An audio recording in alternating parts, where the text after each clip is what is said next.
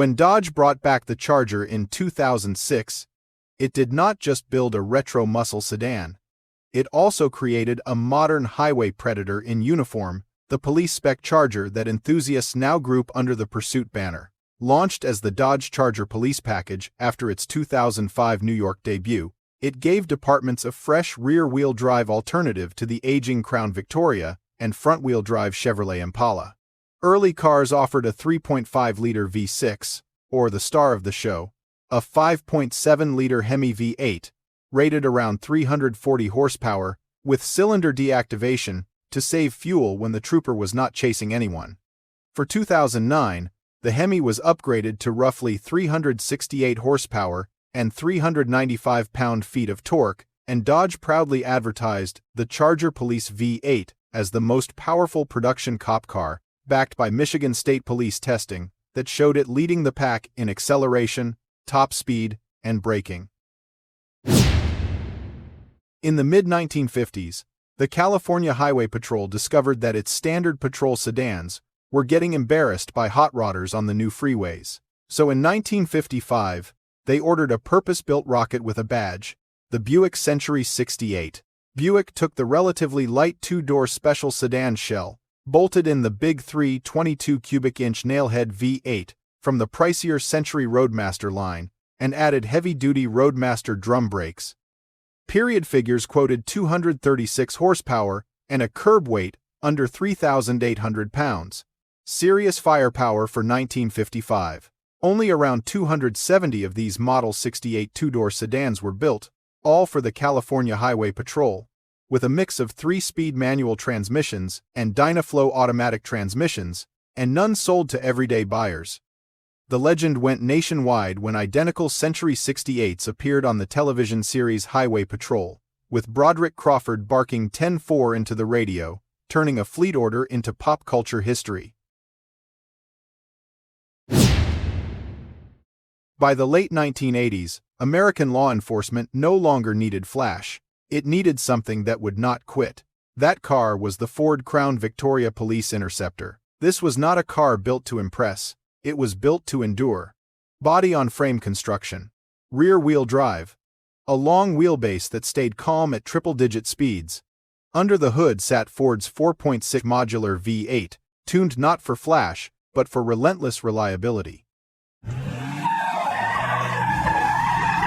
Horsepower figures never stole headlines, but torque delivery was smooth, predictable, and trusted by officers who depended on it for their lives. From city patrols to interstate highways, the Crown Victoria became the default shape of American law enforcement.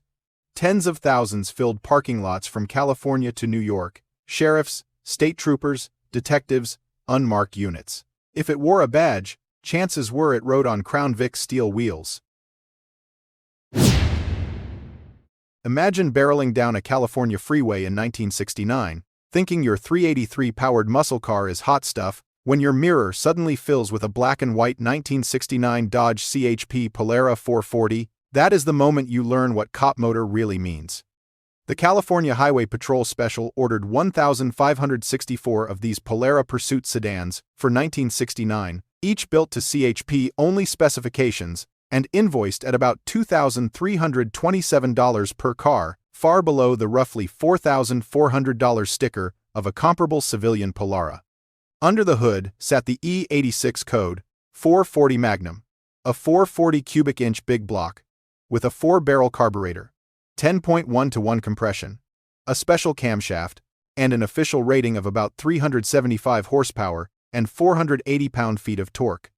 Police 440 Magnum duty was reserved for full-size C-body Polara Pursuits and CHP cars piled on heavy-duty suspension, brakes, cooling, and electrical equipment to survive high-speed work and endless idling with the lights on. The 1969 Polara was capable of a 0 to 60 miles per hour time in the high 6-second range, and a quarter-mile pass in the mid-14-second range at 94 miles per hour. It possessed an astonishing top speed of 147 miles per hour, which made the 1969 Polara the fastest 4-door police car until the 1994 Chevrolet Caprice 9C1 came along. In the early 1970s, American Motors Corporation decided to crash the Big Three cop car party by turning its midsize Matador into a genuine highway hunter. Especially in 1972, when departments could order the sedan with AMC's biggest engine, the 401 cubic inch V8. In police trim, this 401 made about 255 net horsepower and was sold specifically as a heavy-duty pursuit package, giving the little independent a much louder voice in roll call parking lots. The biggest fan was the Los Angeles Police Department. After testing police specials from General Motors, Ford, and Chrysler, LAPD chose the Matador because it outhandled and outperformed the others, buying 534 cars in 1972 alone and continuing to use Matador sedans through the 1974 model year. In Adam 12, LAPD-style black and white Matadors equipped with the 401 Police Interceptor package practically became supporting characters, complete with 401 fender badges. When Dodge launched the redesigned, full-size Monaco for 1974, it quietly created one of the greatest cop cars of the decade and, accidentally, a future movie star. The new C-body Monaco could be ordered with the A38 police package, which bundled heavy-duty suspension, brakes, cooling, and a 440 Magnum V8, making around 275 net horsepower in pursuit tune, one of the quickest police combinations of its day. These cars served forces from the California Highway Patrol to various Midwest and East Coast agencies. The Monaco's legend went global in 1980, when a decommissioned 1974 440-powered police sedan became the Bluesmobile in The Blues Brothers, described on screen as a surplus Mount Prospect squad car bought at auction. Dan Aykroyd has said he chose the 440 Monaco because he considered it the hottest police car of the 1970s, and the film backed that up by showing it jumping bridges, threading Chicago traffic, and generally abusing the laws of physics. In the mid-1970s, when police budgets were getting hammered by the fuel crisis, Chevrolet's answer was the Nova 9C1. The idea started with a 1974 prototype Nova built with a 350 cubic inch V8 and heavy-duty components, tested by the Los Angeles County Sheriff's Department alongside big Matadors, Furies, and Coronets. The little Nova impressed everyone by outbraking and outhandling the big dogs while sipping less fuel. That success convinced Chevrolet to launch a production 9C1 package for 1975 as a Copo Police Chassis Nova, a four-door sedan only, with the LM1 354-barrel V8 making about 155 net horsepower. In LASD testing, the 1975 Nova 9C1 beat larger V8 sedans on overall score and fuel economy, and the department recommended that a full one-third of its fleet be Novas. For 1976, the LM1 was bumped to about 165 net horsepower. LASD liked it so much, the Nova became its exclusive black and white patrol car for 1976, 1977, and 1978. When Ford introduced the Mustang Special Service Package for 1982, it turned its Fox body pony car into a purpose-built traffic cop that stayed in service through 1993.